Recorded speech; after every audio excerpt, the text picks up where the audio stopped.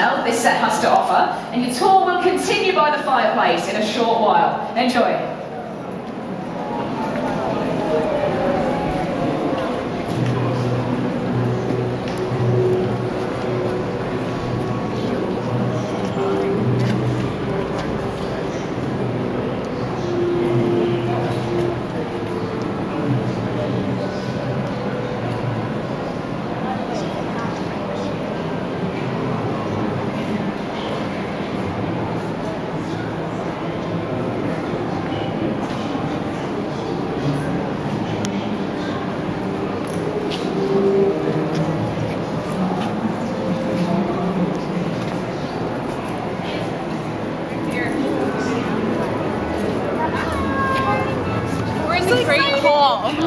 Booyah. The Great Hall. The Great Hall. We're gonna have some booyah.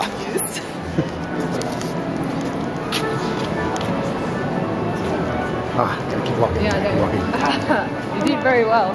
So earlier we made it to Universal Studios on the opening day, actually pre-opening day, and now a couple years later we made it to the actual set.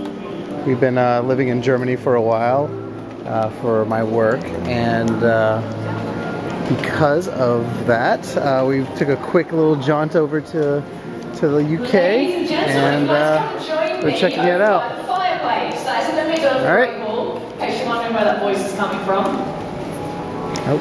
Well, now that you've had a chance to have a quick look at the Great Hall set, I'm sure there's probably things you've noticed that either you didn't expect to see, or maybe you didn't notice them in the films. Now, has anybody noticed anything in particular? The fires are not real. And the flames are not real. Yes, no, if you do notice, you will see there are 10 flames currently lining the flambeaux. In the films, that would have been a bit different. They would have been real flames, as well as real flames in the fireplace. But the fireplaces you've seen today, they are fully working. And yes, someone over there did mention the ceiling. Now, if you look up, you'll see there currently isn't a ceiling up there. Now, I am sorry to have to tell you this, but there never actually was a ceiling in the Great Hall. As we know in Hogwarts, the ceiling is enchanted, but it was a little bit difficult to try and get the actual sky into a soundstage, so it had to be done in post-production with visual effects. However, what they did do was build a miniature ceiling model, and then use that and scan it in later digitally. Now, you will see that. It's just around the corner when the tour continues, and it'll be hanging above your heads, so do have a look out for that one. Now, from something that's missing to something that is here, and it's very real, that's the floor that you're standing on. If you want to give it a good stomp, have a jump around, have a dance if you want, you can take it. That is real York flagstone, so it's exactly what you'd find in a real castle.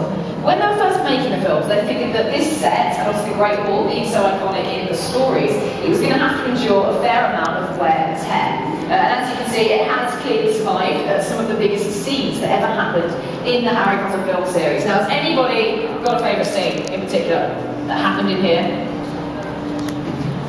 No love for the Great Hall. Yeah. Sorry? The sorting hat, oh, fantastic scene, yes, all the way at the beginning. Now, you will see the sorting hat, but you have to be a bit eagle-eyed and try and look out for it in Dumbledore's office. I'm not going to tell you where it is, but it is in there. An amazing scene. Now, when you go back and watch that, it was actually the first time that Tom Felton, who played Draco Malfoy, was seeing the Great Hall set for himself. So the awed look on his face was genuine. I won't lie, it did resemble a lot of looks I saw on your faces when you walked in a few minutes ago. So do go back and have a look at that as well. Well, thank you for those contributions. Now, there's something that we really can't miss out when it comes to Harry Potter. That is the Hogwarts houses, because I'm sure you've probably all got a few favourites. I can see a few robes and scarves already. But is anybody a massive fan of Hufflepuff? Hufflepuff. Yeah, that's not a first. How about Ravenclaw? Again, none. Any Slytherins lurking out there? Get out. No, I'm kidding, it's fine. Any Gryffindors? Yeah, I figured. I can see a lovely little scarf there as well. Well, since Gryffindor was the favourite, let's all go over here and have a look at Gryffindor. So in the middle, this is Harry Potter, the chosen one himself. This is from Half-Blood Prince, the 6th film. Next to him, from the same film, but one of his best friends, Ron Weasley. Now, you can tell these are Ron's robes, because they're sewn in patches. There's one there, and under the arm as well. They've even ripped the collar on the jumper, just to make sure it looks handed down from his older brothers. And over here, who wore this one? Neville, yes, I don't think any of us could possibly forget that cardigan from Deathly Hallows Part 2.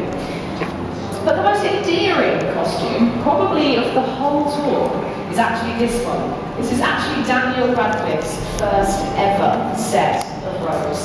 I know, I think he deserves that R, I just heard, with his little wizard hat as well. They only ever wore those in the first film. But since I'm talking about that now, let's take you back all those years ago. So when Harry first came to Hogwarts, he'd come into Grey Hall, very much like we have done today, and would have stood just in front of Dumbledore's lectern waiting to be sorted. Now it was the first time he was looking out at his fellow students and surrounded by his Hogwarts professors. Now, does anybody have a favourite professor? Feel free to shout it out. Snape! Snape, just Snape apparently. Any votes for Snape? Got a few there. Any votes for Hagrid? Nothing wrong with Hagrid, cool. But if you do look around, you can see some of the costumes from the professors. Here is Snape, what an absolute legend. Turned out to be quite a hero at the end of the films, didn't he? Well, actually, an interesting thing about his costume is that it never changed throughout the whole series. He actually had to wear the exact same thing for all those years, with maybe the addition of a cape for the last film. The only time Alan Rickman got to get changed was that one scene in Prisoner of Azkaban when he had to be Neville's grandmother coming out of the wardrobe. Yeah, classic. But over here though we do have Hagrid. Now we always get asked how did you make him that big? Well, this isn't Robbie Coltrane's costume. No, this is actually the one worn by his body double. He really is that tall. He's a 6'10" ex-England rugby player, Martin Mayfield. And with the shoes he wore as well, he stood over 7 foot when he was on set. Now, a good scene to look out for is the paddock with Buckbeak in Prisoner of Azkaban. That is Martin. Now, you may watch that back and think he looks a lot like Robbie Coltrane. He doesn't, but they actually built him a fully working animatronic head that was moulded from Robbie Coltrane's face. So it looks exactly like him. The mouth would move, the eyes would move, and on camera it was really convincing. Now, do look out for it later on. It's in the Creature Workshop, and you will see it working with the video as well if you time it right, so do check that one out. Now, the guided part of your tour is coming to an end. The rest of your tour today is self-guided, so do go at your own pace. If you've got any questions, or if you just fancy a general chit-chat about Harry Potter, there's loads of staff members who are very happy to do that with you. You can have digital guides with you. Your tour does start as you exit, so you can find number 1 on the director's board, and you'll find the numbers throughout. Children, you've got student tour passports with you. If you want to turn to your Quidditch page in there, you should see a list of 15 golden snitches. Now, we've hidden those throughout the tour today. Your first one, I'll let you know where it is. It's through the left archway, and it's above your head when you exit. So that is what you're looking for, so do have a good look for those.